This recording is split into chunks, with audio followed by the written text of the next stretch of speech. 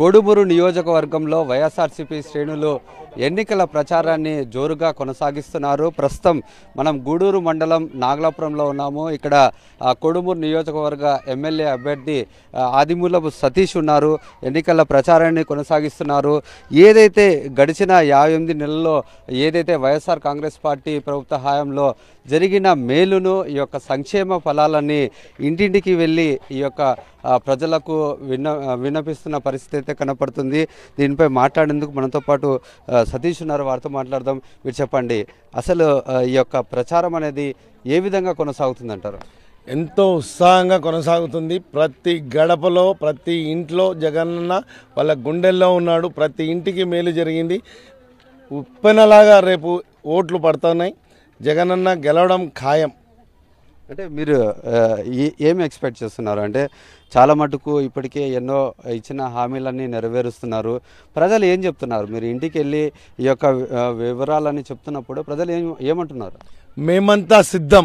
రేపు ఎలక్షన్ జరిగితే మే 13న ఫ్యాన్ గుర్తుకు ఒకటి ఎమ్మెల్యే అభ్యర్థి అయినటువంటి నేను, ఒకటి ఎంపీ అభ్యర్థి అయినటువంటి బివై రామాయణకు గుద్దడానికి రెడీగా ఉన్నారు ప్రజలంతా. ప్రతి ఒక్కరికి లబ్ధి చెందింది. ఎంతో తృప్తిగా ఉన్నారు. ఒకటి ఎక్కడైనా పొరపాట్లు అంటే వాళ్ళకి అవగాహన లేకుండా ఆస్తి ఉండడం వల్ల, వాళ్ళకి పిల్లలకు పంచకపోవడం వల్ల, ఆధార్ కార్డులో ఉన్నటువంటి టెక్నికల్ సాంకేతిక సమస్యల వల్ల ఒకరి ఇద్దరికి ఇబ్బంది అయిందే తప్ప వాటినన్నింటినీ రాబోయే రోజుల్లో నేను ప్రతి సచివాలయంలో 84 సచివాలయాల్లో నేను మరి స్పందన కార్యక్రమంలో వెళ్ళి వాళ్ళకి అవగాహన కల్పించి మళ్ళీ 1% వాళ్ళకి లబ్ధి, అంటే ప్రభుత్వ పరంగా కాకుండా వ్యక్తిగతంగా జరిగిన కారణాల వల్ల లబ్ధి పొందలేకపోయిన వాళ్ళందరికీ జగనన్న నన్ను పంపించినాడు. మళ్ళీ మీ అందరికీ సేవ చేసే భాగ్యాన్ని నాకు అనుగ్రహించమని వాళ్ళందరినీ అడగడం వల్ల ప్రజలు ఎంతో ఉత్సాహంగా నాతో సహకరిస్తున్నారు. అన్నిటికంటే ముఖ్యంగా విద్య, ప్రతి గడపలో పిల్లలకు అమ్మఒడి, మరి నాడు నేడు బళ్ళ వల్ల పిల్లలు బాగా చదువుకుంటున్నటువంటి విధానాన్ని మేము ప్రతి గడపలో తెలుసుకోవడం జరిగింది. ఎంతోమంది అనారోగ్యంగా ఉన్నప్పుడు, ఇంతకుముందు పాత రోజుల్లో అయితే వారికి ఆరోగ్యానికి సంబంధించి ఎన్నో అప్పుల పాలయ్యేటోళ్ళు. ఇప్పుడు ఎవరి ఇంట్లో కూడా ఉచితంగా క్యాష్లెస్ హెల్త్ సర్వీసెస్ అంటారు. అంటే ప్రతి ఇంట్లో ఏ డబ్బు ఖర్చు పెట్టకుండా వైద్య సేవలు అందినటువంటి విషయాన్ని మేము గమనించడం జరిగింది. ఇంకా ప్రతి ఒక్కరికి నేను ఒక అభయాన్ని ఇస్తున్నాను. ప్రతి గడపకు నేను డాక్టర్ని అవుతాను. ప్రతి విద్యార్థి అంటే 8వ తరగతి నుంచి డిగ్రీ చదువుతున్నటువంటి ప్రతి విద్యార్థికి నేను దత్తత తీసుకుని వాళ్ళను రాష్ట్రంలో లేదా దేశంలో ఉన్నటువంటి అత్యున్నతమైన ప్రీమియర్ ఇన్స్టిట్యూట్స్ ఇన్ ఇండియా అంటే ఐఐటీస్ కానీ, మెడికల్ కాలేజెస్ కానీ, ఇంకా ఏ చదువు వాళ్ళ స్థాయిని బట్టి, వాళ్ళ ఇంటెలిజెన్స్ని బట్టి ఎక్కడ వాళ్లకు సీట్లు ఇప్పించాలో అలాంటి చోట్ల వాళ్లకు సీట్లు ఇప్పించడానికి ఈ రాబోయే 5 సంవత్సరాలలో ఇప్పించడం అంటే వాళ్లకు సరైన అవగాహన, సరైన కోచింగ్ ఇప్పిస్తే మీరు చెప్పిన దాన్ని బట్టి చూసుకున్నట్లయితే చాలా మటుకు సంక్షేమ ఫలాలు ప్రతి ఇంటికి, ప్రతి గడపకు చేరని చెప్పేసి చెప్తున్నారు. మరి ఎందుకు టీడీపీ హయాంలో కానీ చంద్రబాబు కానీ చేయలేకపోయారు అంటారు? పచ్చకళ్ళు వాళ్ళకి, పచ్చ కామర్ల వాళ్ళకి ఎన్ని చెప్తే ఏమర్థమవుతుంది? వాళ్ళకి ఏం అర్థం కావట్లేదు. వాళ్ళు కొన్ని కళ్ళకి గంతలు కట్టుకొని వాళ్ళ ఒక అపోహలో ఉన్నారు. చెప్పినాం కదా వాళ్ళకందరికీ. మరి వాళ్ళు ఏం చెప్తే అర్థమవుతుంది, దేంతో పోల్చాలో అర్థం కావట్లేదు. వాళ్ళకు అపోహలో ఉన్నారు.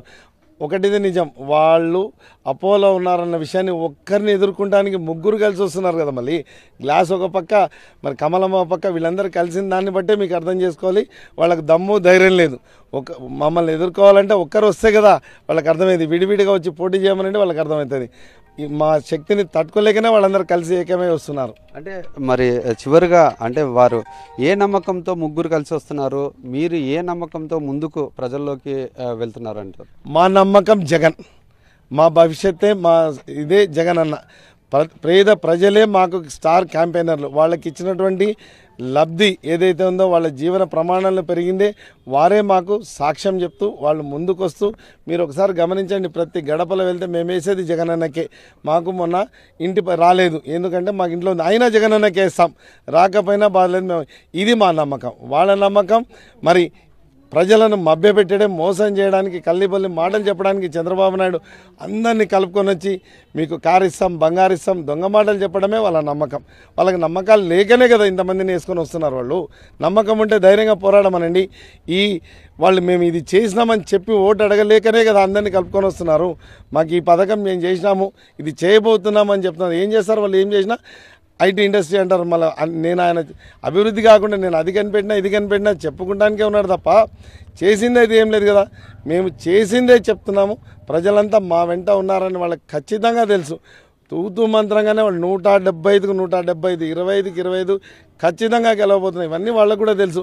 మీకు తెలిసే ఉంది, నిన్నటి మొన్న బీజేపీ నుంచి మళ్ళీ వైఎస్ఆర్ పార్టీలో చేరినటువంటి సుబ్బారెడ్డి దగ్గర నుంచి ఎవరైనా కూడా బీజేపీలో ఎవరు లేరు. బీజేపీ రేపొద్దున ఆంధ్రప్రదేశ్ తెలుగుదేశం పార్టీగా అవతరించబోతుంది తప్ప ఎక్కడ ఏం లేదు. మళ్ళీ పవన్ కళ్యాణ్ కూడా 25 అన్నాడు, మళ్ళీ 2 తగ్గించుకున్నాడు. సగం టీడీపీ వాళ్ళే మళ్ళీ గ్లాస్ తోటి పోటీ చేస్తున్నారు. నాయకులే లేరు. వాళ్లకు ఇమేజ్ పెట్టుకొని కాంగ్రెస్ అని చెప్పి వాళ్ళని చెప్పి అన్నీ కలుపుకొని ఎదురుదాడి చేయడానికి వస్తున్నారే తప్ప మాకు ఏమీ కాదు. ఒక పెచ్చు కూడా ఊడదని ధైర్యంగా చెప్తున్నాం. ఇది మనం చూసుకున్నట్లయితే ఏదైతే సంక్షేమ ఫలాలు రాష్ట్ర ముఖ్యమంత్రి వైఎస్ జగన్మోహన్ రెడ్డి ఈ యొక్క గడిచిన 58 నెలల్లో ఈ యొక్క ప్రజలకు అందించారో అదే తమ నమ్మకాన్ని తమని గెలిపించడానికి ఎంతగానో ఉపయోగపడతాయంటూ కొడుమూరు వైఎస్ఆర్ కాంగ్రెస్ పార్టీ ఎమ్మెల్యే అభ్యర్థి సతీష్ చెప్తున్నారు. కెమెరామెన్ శేఖర్తో లోకేష్, సాక్షి టీవీ, కర్నూలు జిల్లా.